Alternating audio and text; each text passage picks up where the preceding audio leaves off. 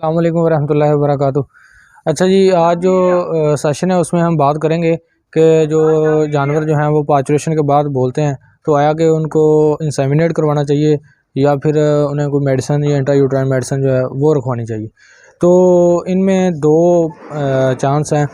بہتر تو یہ ہے کہ آپ سب سے پہلے جو انٹرا یوٹرائن کروائیں، کیونکہ زیادہ تر یہ ہوتا ہے کہ جو پلیسنٹا جیر ہے جسے ہم زبان میں بولتے ہیں، تو اس کے لوتھڑے وغیرہ جو ہے وہ اندر بچہ دانی میں یوٹرس میں ہارنز جو ہیں ان میں وہ ٹھہر جاتے ہیں، تو جس کی وجہ سے وہ اندر گل سڑ کے پی وغیرہ بن جاتی ہے، پس بن جاتی ہے، ٹھیک ہے، جو پایو میٹرا کاز کرتی ہے۔ تو بہتر یہ ہے کہ آپ جو ہے نا وہ سب سے پہلے انٹرا یوٹرائن کروائیں، کیونکہ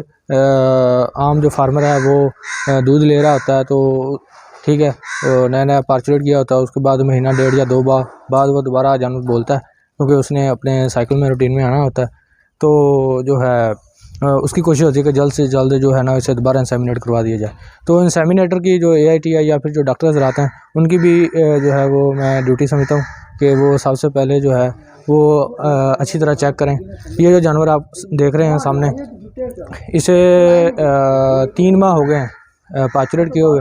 اور ابھی جو ہے یہ فارم میں نا 2 جانور تھے، یہ اکٹھے ہی پارچوریٹ کیے تھے، وہ اکٹھے ہی بولیں۔ تو دوسرا جانور ہے اسے ہم نے انسیمینیٹ کر دیا، وہ الحمدللہ بالکل ٹھیک ہے اندر سے، تو اپنا سیمن بھی رکھ دیا۔ یہ جو جانور ہے اس کے اندر جو ہے وہ پایو میٹر ہے، ٹھیک ہے۔ تو ابھی جو ہے نا ہم فارمر جو ہے وہ اس کا آنر جو ہے وہ اصرار کر رہا تھا کہ آپ اسے بیج ہی رکھیں یا انسیمینیٹ ہی کریں، تو ہم جو ہے وہ لیکن بیج نہیں رکھ رہے، تو ہم اسے ابھی ہم آپ کو بتائیں گے کہ میڈیسن کون سی جو ہے وہ بہتر ہے اس میں انٹرا یوٹرائن میں۔ تو سب سے پہلے ہم اچھا جی، اس کے جو ہارنز ہیں ان میں جو ہے وہ مجھے تقریباً جو ہے 2nd ڈگری کے نا اینڈومیٹرائٹس جو ہے وہ فیل ہو رہی ہے، تو ابھی جو ہے وہ ہم اسے انٹرا یوٹرائن نہیں کریں گے، انسیمینیٹ نہیں کریں گے۔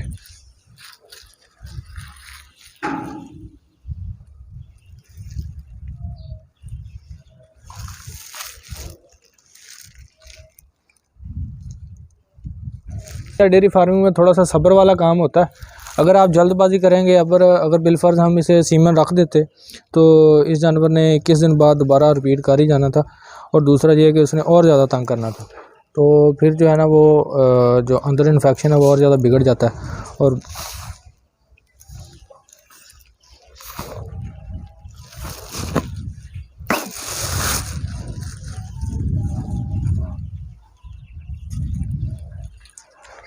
اچھا، اس جانور کی جو ہے انٹرا یوٹرائن میں ہم جو ہے وہ آکسی یوز کر رہے ہیں، آکسی وے PVP، جو مختلف کمپنی وغیرہ بنا رہی ہیں، جن میں جو میں یوز کر رہا ہوں وہ پرکس کی کر رہا ہوں۔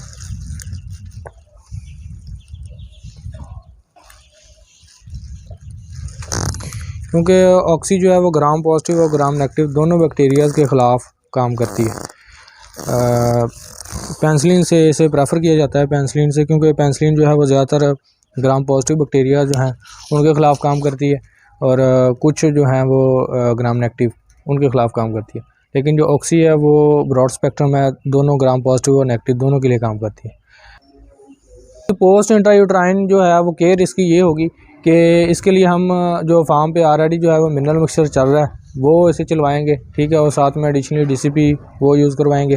اور انشاءاللہ نیکسٹ جو ہے وہ 21 دن کا انتظار کریں گے۔ ویسے جو ہے انٹرا یوٹرائن اگر 3rd سے اوپر ہو تو ڈگری کی 3rd ڈگری یا اس سے اوپر کی اینڈومیٹرائٹس ہو، تو اس میں جو ہے وہ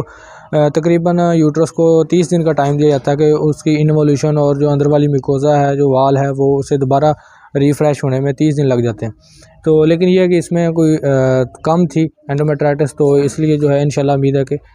نیکسٹ سائیکل پہ 21 دن پہ جو ہے نا یہ بالکل ٹھیک ہو جائے گی، تو دوبارہ جو ہے اس کا میوکس بالکل کلیئر ہوگا، تو انشاءاللہ پھر جو ہے اسے انسیمینیٹ کیا جائے گا۔ اچھا، یہ آج کے سیشن کے لیے اتنا ہی تھا۔ مزید اس طرح کی ویڈیو دیکھنے کے لیے ہمارا چینل سبسکرائب کریں اور ویڈیو کو لائک کریں۔